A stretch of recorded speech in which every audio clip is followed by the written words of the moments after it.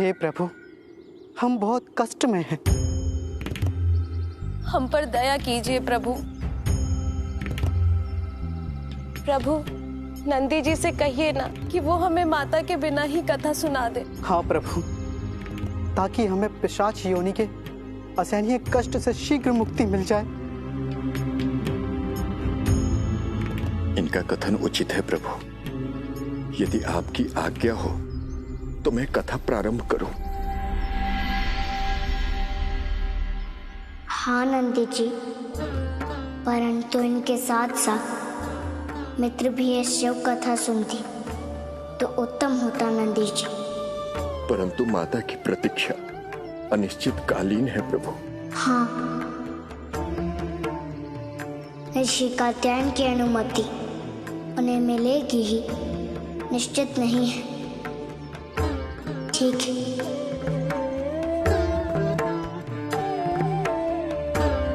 आप इन्हें कथा सुनाइए नंदी जी। जो आज्ञा प्रभु।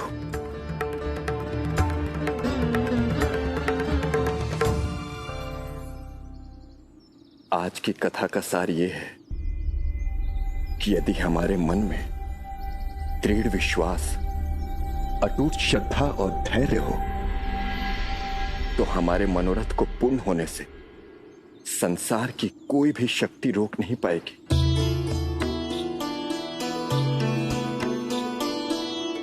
एक समय की बात है जब महादेव को पाने के लिए माता ने कठोर तप किया था।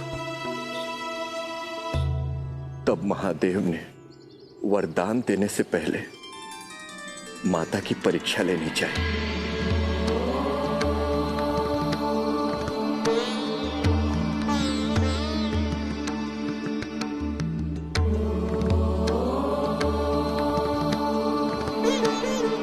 प्रभु, आपकी आज्ञा हो तो एक बात कहूं।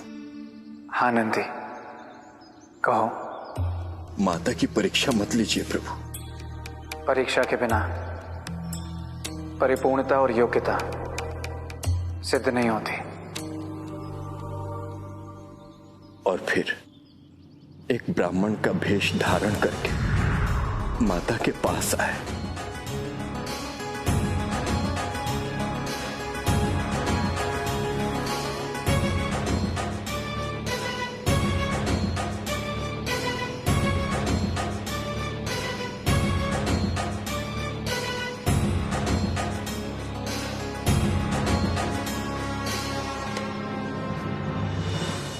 अलाक निरंजन। अरे ओ सुंदरी, क्यों अपनी सुंदर काया की सुंदरता को तप में तपाकर नष्ट कर रही हो?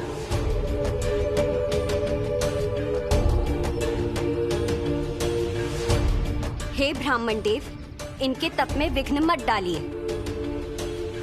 ये हमारी राजकुमारी है।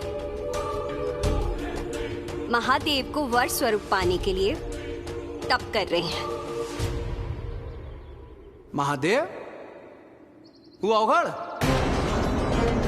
अनर्थ, घोर अनर्थ। अरे ऐसी रूप सी उस अवघड़ को वर रूप में पाने के लिए तप कर रही है? निश्चय ही ये कोमलांगी भ्रमित है। इसको वास्तविकता का ज्ञात नहीं है।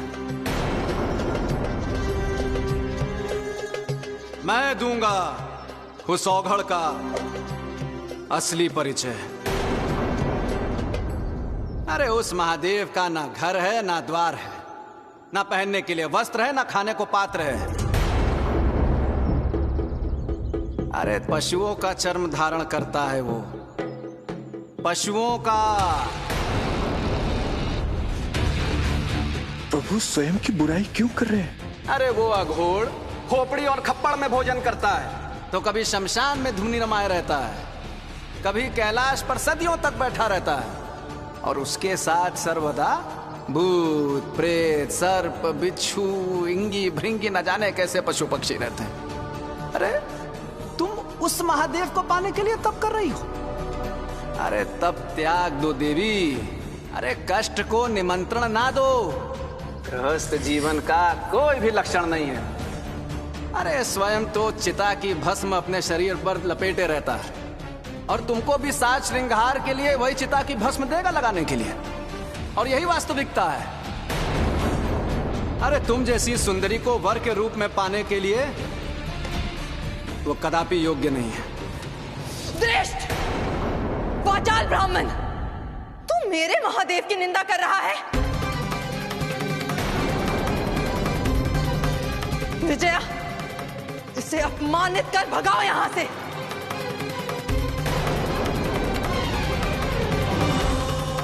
अब क्या होगा? माता तो प्रभु की बुराई सुनकर क्रोधित हो गई। माता भला प्रभु की बुराई कैसे सुन सकती है? ये तो होना ही था। प्रभु,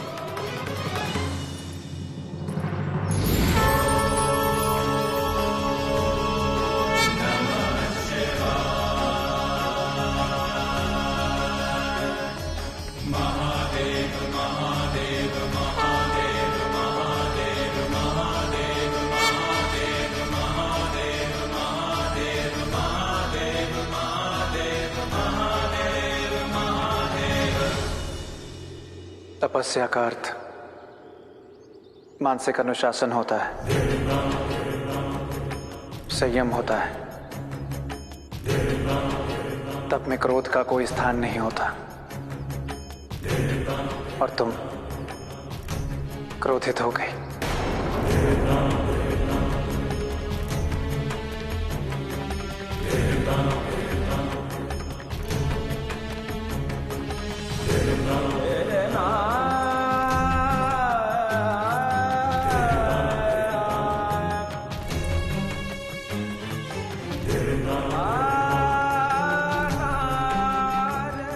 कोई कुछ कहे, आपको अपमानित करे, ये मैं सहन नहीं कर सकती महादेव।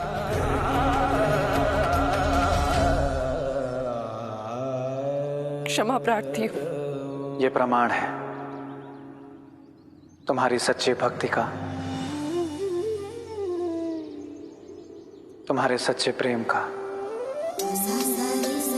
तुम इस परीक्षा में सफल हुई। मैं तुम्हें अपनी वामांगी के रूप में अवश्य स्वीकार करूंगा।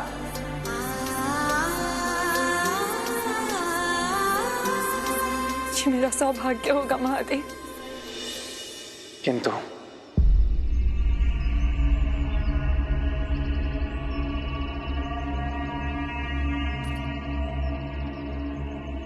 किंतु क्या महादेव? कोई और परीक्षा शेष है? हाँ, संस्कार की परीक्षा। अर्थात? मैं ये विवाह मर्यादापूर्ण ढंग से तुम्हारे माता पिता की अनुमति के पश्चात ही करूंगा।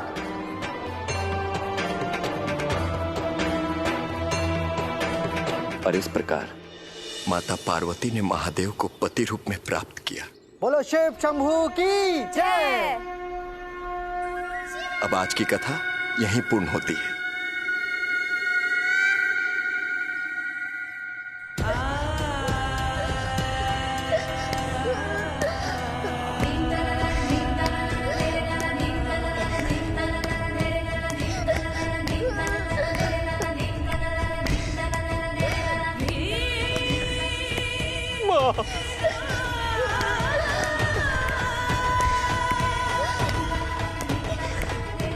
नहीं मां, अब देखना होगा कि बाल शिव क्या करता है। आता है कात्यायनी का दुख दूर करने या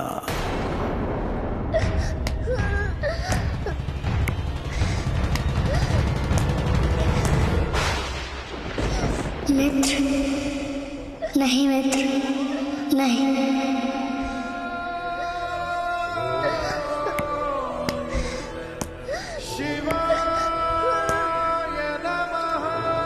क्या हुआ प्रभु? मित्र दुख में है, मुझे उनके पास जाना होगा। तो चलिए प्रभु, मैं आपको माता के पास लेकर चलता हूँ। नहीं नंदी जी, मुझे अकेले जाना होगा। क्यों प्रभु? आप जाएंगे तो ऋषि कात्यायन अवरोध खड़ा कर देंगे। मैं मित्र तक पहुंच नहीं पाऊंगा। इसलिए आप यहीं पे रुकिए नंदी जी।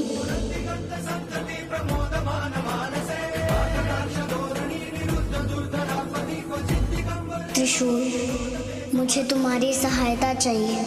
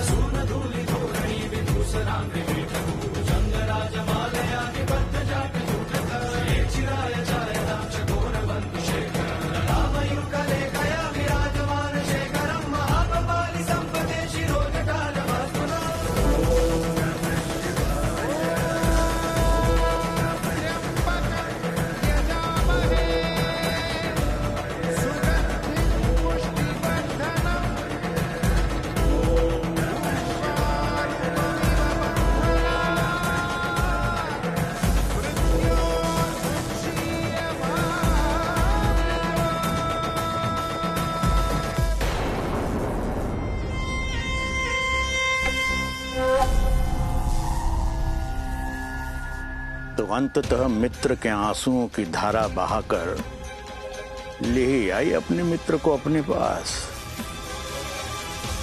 बाल शिव, अब अग्निकांड का दोषी बनने के लिए तैयार हो जाओ।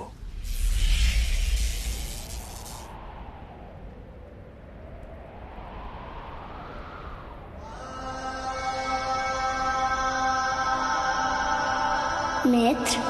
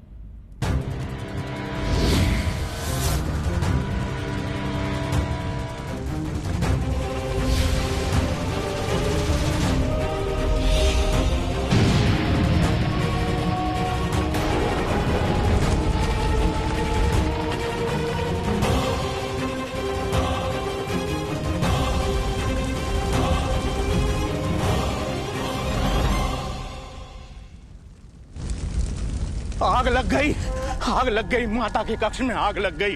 बाल शिव ने आग लगा दी। ऋषिवर, ऋषिवर, बाल शिव ने आग लगा दी। अनुसुईया पुत्र ने आश्रम में आग लगा दी, आग लगा दी, आग लगा दी। क्या हुआ आचार्य? ऋषिवर, मैंने अपनी आंखों से उसे माता के कक्ष के समीप अग्नि उत्पन्न करते देखा है। वो हमारी माता को जला देना चाहता है ऋषिवर। माँ! बाल शिव, मेरी लगाई आग अब तुम्हारे लिए घृणा और वैमनस्य की अग्नि में परिवर्तित हो जाएगी, जिसमें जलकर तुम एक दिन स्वतः भस्म हो जाओगे।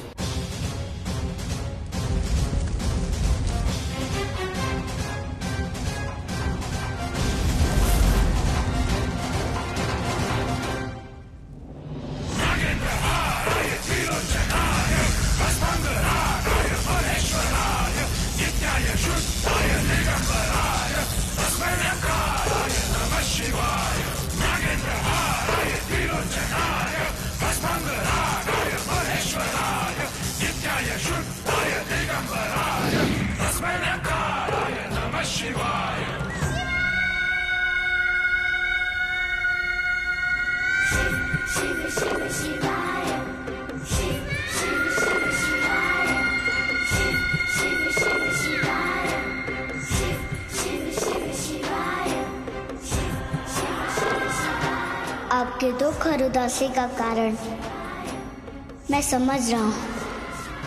आप चिंता मत कीजिए, मैं आ गया हूँ। आपके प्रसन्नता के बीच दीवार बनकर खड़े, उस कारण को मिटा दूंगा।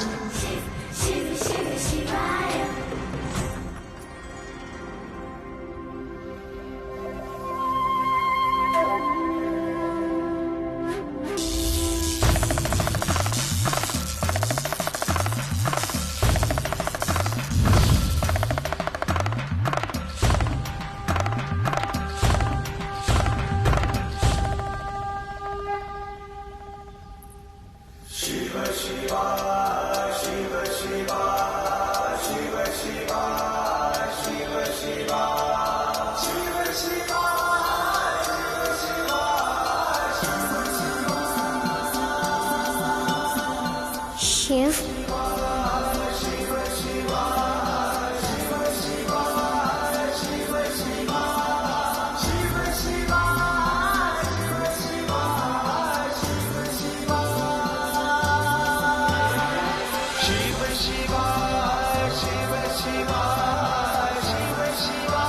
मित्र, आप वहां जाना चाहती हैं? उस शिवलिंग के पास मेरे साथ? माँ! माँ!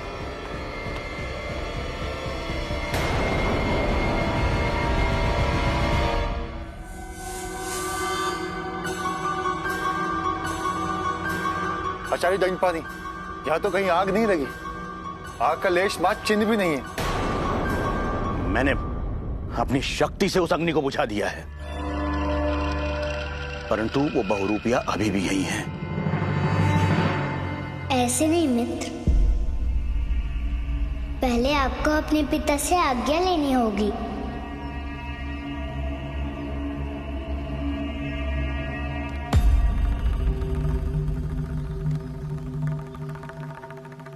मुझे पूर्ण विश्वास है कि वो माता के कक्ष में छुपा माता के अपहरण की चेष्टा कर रहा है।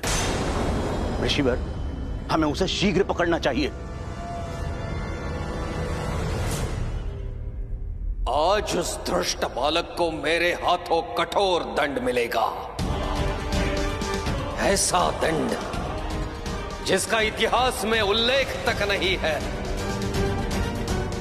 आज मैं अपनी माता के लिए नीति, नियम, सिद्धांत सब भूल जाऊंगा, सब कुछ भूल जाऊंगा मैं। नहीं मित्र, पिता की आज्ञा बिना आपका वहां जाना उचित नहीं होगा। माता पिता ईश्वर तुल्य होते हैं। संतान को सदैव उनकी इच्छा के अनुरूप कार्य करना चाहिए। संतान का वही कर्तव्य है और वही धर्म।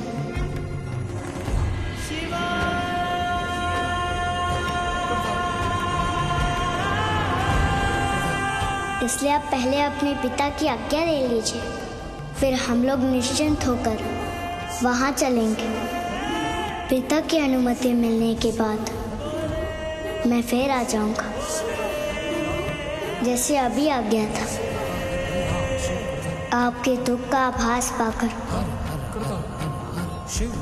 और तब चलकर शिव कथा भी सुनेंगे। हर हर हर